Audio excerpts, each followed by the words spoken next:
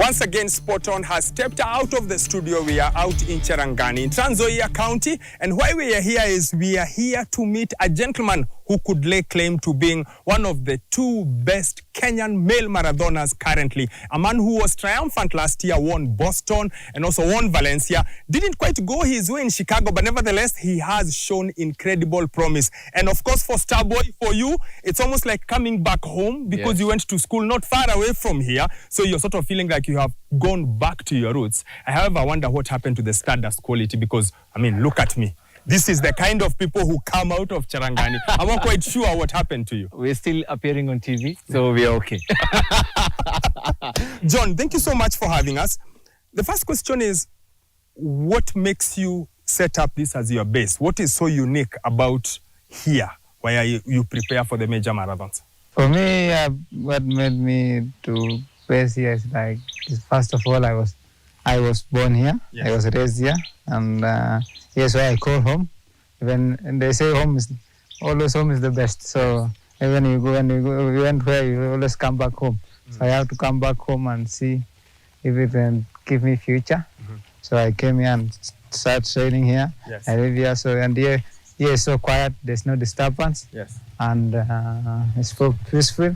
And I can go straight and be focused in my training. So for me, I just say, let me go back home and try to find my future from home. Does it help you that you are right next to your parents? We met your dad earlier. Does it help those home comforts that you're around people who know you really well? Yeah, it gives me a more motivation because when I'm like, I need something, even if I don't have something, I would run home and say, Dad, hey, I need this and this. I'm saying, hey, you can have it, or even it doesn't have, say, I don't have now, you can come back later. So for me, it's good. And I enjoy being home. I enjoy training around home, so I'm good. John, speaking of preparing, Boston is just right around the corner. How ready are you? You're the defending champion. All eyes are on you. For me, Boston's like, for me, I say like 2 weeks from now. And I think I'm good. I'm ready. I'm fully prepared. I'm in a good shape than last year, than even in Valencia. So for me, just going to Boston to defend my title. You know, many people, their eye is on me now. So I have to go and put my country first and see how to win. When you say you're much better prepared than you were heading to Valencia, it was a wonderful run, a personal best of 2 minutes and 24 seconds. And we are going to Boston, where Boston you have really done well. And if you look at in the past 2 years, 2024, you set your personal best. 2025, you set your personal best. Are we looking at setting another personal best in Boston? For me in Boston, no. Then I'm not going for personal best in Boston. I want to go for a win because, Boston is an hard course, not that fast. So for me, going to Boston is going for a win and just to see if I was trying to improve my last year time. Last year I ran 2:04:45. So I'm trying to run like 2:04, 2:03, but for improving my PB, it's not now, maybe in the next season, because next I will look for a flat course and see if I will run faster. So my goal in Boston is just to defend my title and win the race. How much pressure is there when you are the defending champion compared to last year when you hadn't won it? Now everyone knows you won it. So, there's a big pressure, everyone knows that this guy is faster. This guy won last year, he won, and then he ran his PB last year. Now they don't now keep they know that I will be there to defend my title. So I have a lot of pressure. People will be looking up to me, and for me, I will not go and run anyone's race. I'll go and just run my race and see how it went. If it went in my way, I'll say thank. If it will not go my way, I will try again another time. But for now, I'm focusing to defend my title and to win. When you look at Boston, there's a special relationship it has with you and your family. Your brother won in Boston, then you won in Boston, becoming the first brothers to ever win a Boston Marathon. What do you like most about Boston, and is Boston your favorite marathons that you've run in? Boston is it's now we are the only brothers that who have won Boston. So we have won it once. Everyone have won it once. So me, I'm going to try to win it twice and see if I can make it. I don't have a bargaining power between me and my brother because my brother said that We have won it once. So if you won it this year and now I will have a gaining power. Say that I've won it. I've won like twice. You won it once. So how important was he in making you pick up athletics? Because you speak about Wesley. We all know he won Boston. We all know he won Los Angeles. You also won Los Angeles. How important was he in you deciding to become an athlete? Wesley is very important to me. Even now, it's still very important to me. Like, he always there for me. Even if, everyone wants, and sometimes you become broke. When I am broke, I run to him and say, hey bro, I'm broke. And he say, hey, I can give you something. And then when you get money, you pay me back. For me, he's there for me. He's the one who introduced me in running. He's the one who take me fast for my first race in the US. He's the one who paid for me everything. He paid for my ticket. He paid for my stay because I was new in running. So he helped me a lot. He has supported me. So for him, it's very important to me. And I say thank to him. And we are still working together and see how we're doing.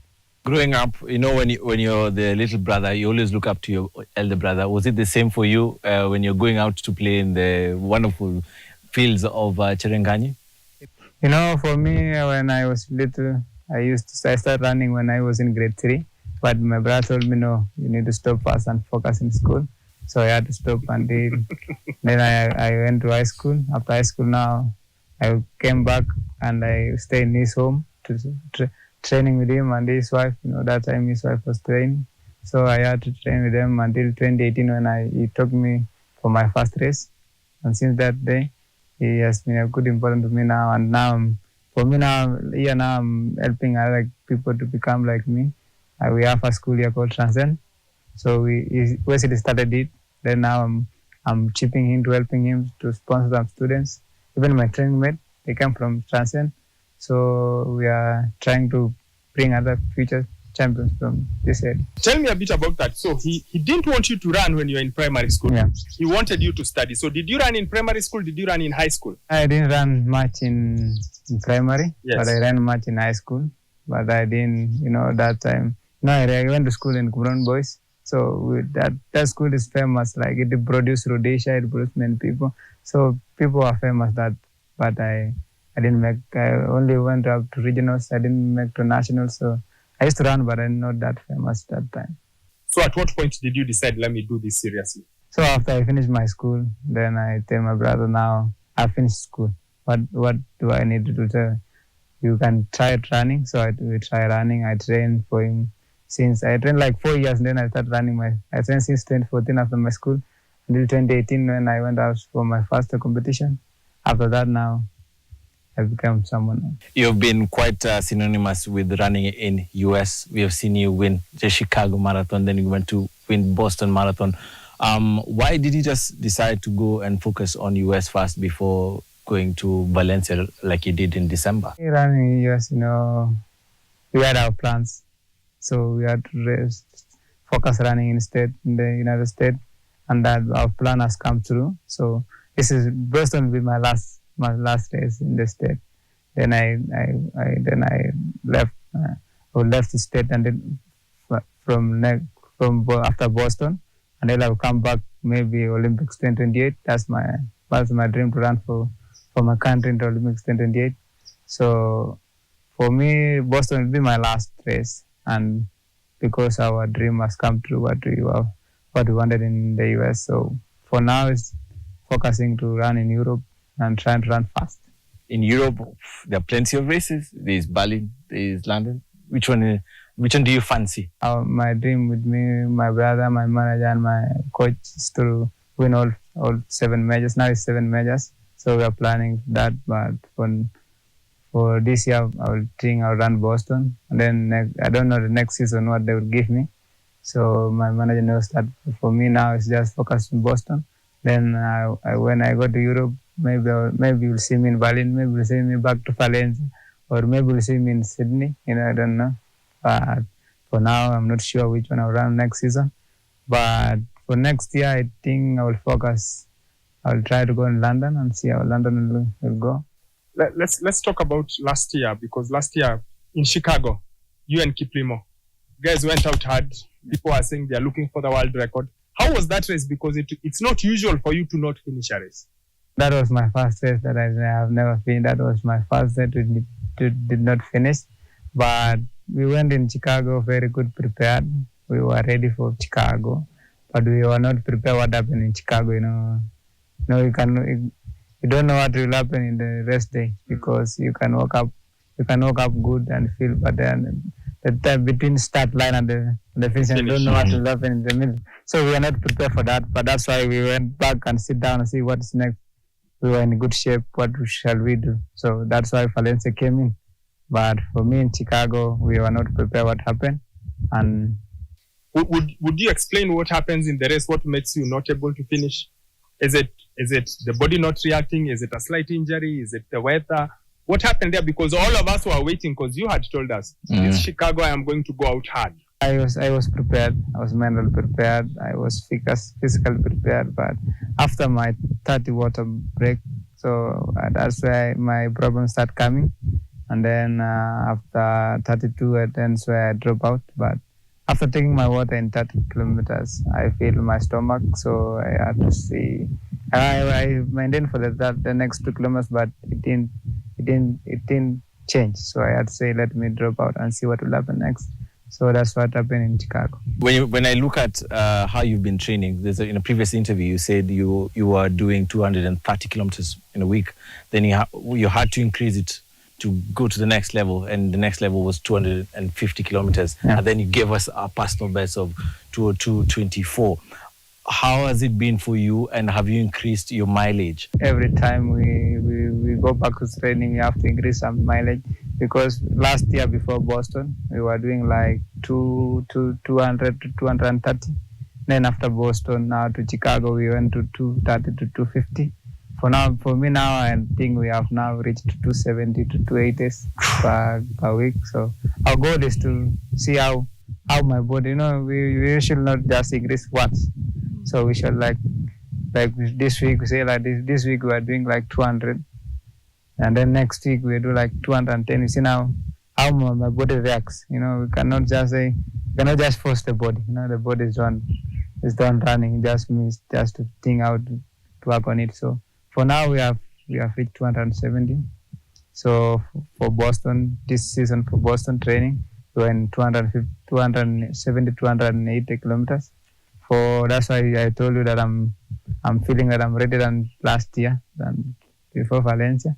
So my coach said we increase a little, but not that much. If we increase much, the problem of injury will come in. For me, that's now we are 270, 280 kilometers per week. When you speak about running fast times, because you said you went to Valencia, you 202, really, really good. What's your mountain top?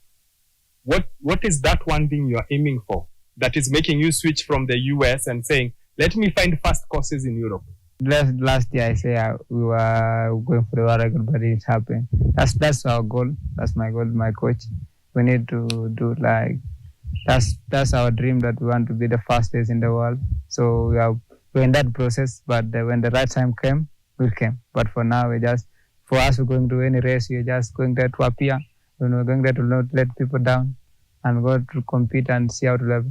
If the world record come that time, we say thing. If it will not come, we say we'll try to fight another time. What do you think you need to do to get to the world record? What is needed? I mean, you're already on 270 kilometers a week. I don't need anything more. It's just the process, everything has this process. When I got my coach, I was doing like 180 kilometers a week. Now we are like 5 years. We are in 280. So you see, it is a process. Everything is a process. We are going that process and see if we will make it to.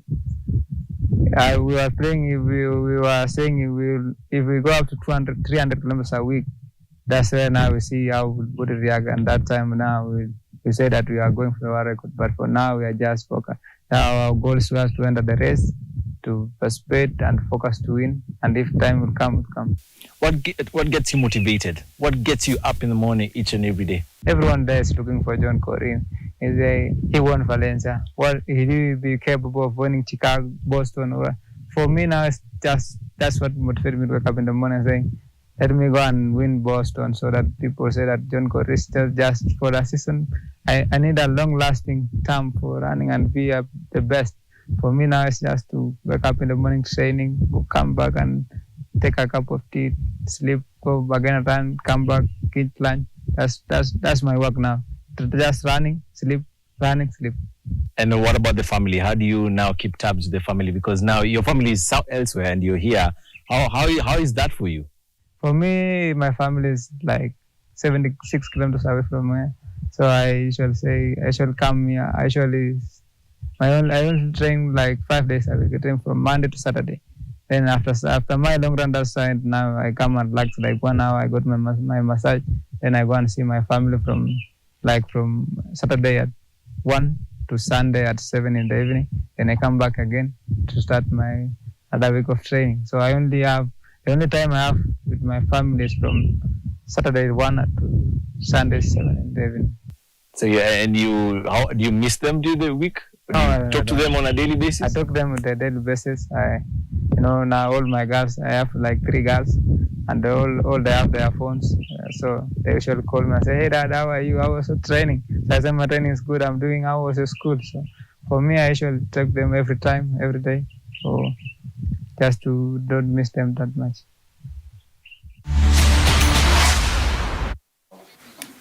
That's the reigning Boston Marathon champion, a man who's looking to defend his title, John Korir, 29 years old. And Starboy, I haven't met a more humble Kenyan male athlete in a long time. Maybe I got to go back to the first time I spoke to Emmanuel Wanyonyi. Oh, really? Such a humble, easygoing guy, so relaxed, so chilled out. Yeah, I do agree with you. I do concur there because he is very simple in the way he lives. Because this was the first time I went to an athletics camp just to see how they train, how they work, and I was perplexed that the structure that he has is so simple.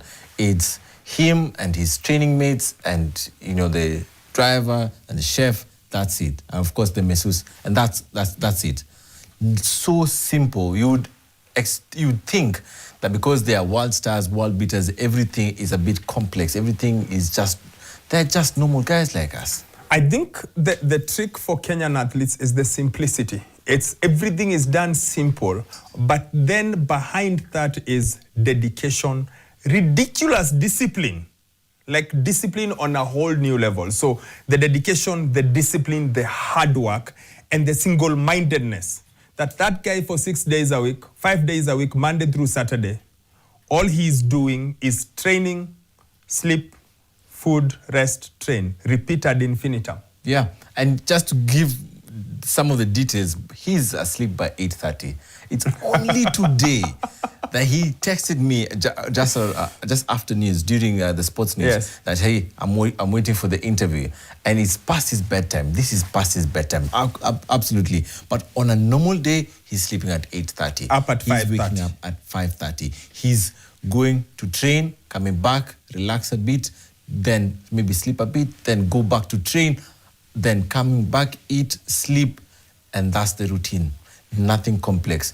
No going out to see friends, no going out to the shopping malls. The good thing, he's in Cherangani. There are no shopping malls there. It's just the fields, the tracks, and the bed, and the camp. And the camp is just the bed. Maybe watch a movie or two and series here, but everything else is just simple. And that's, when they say simplicity is genius, that's what they mean.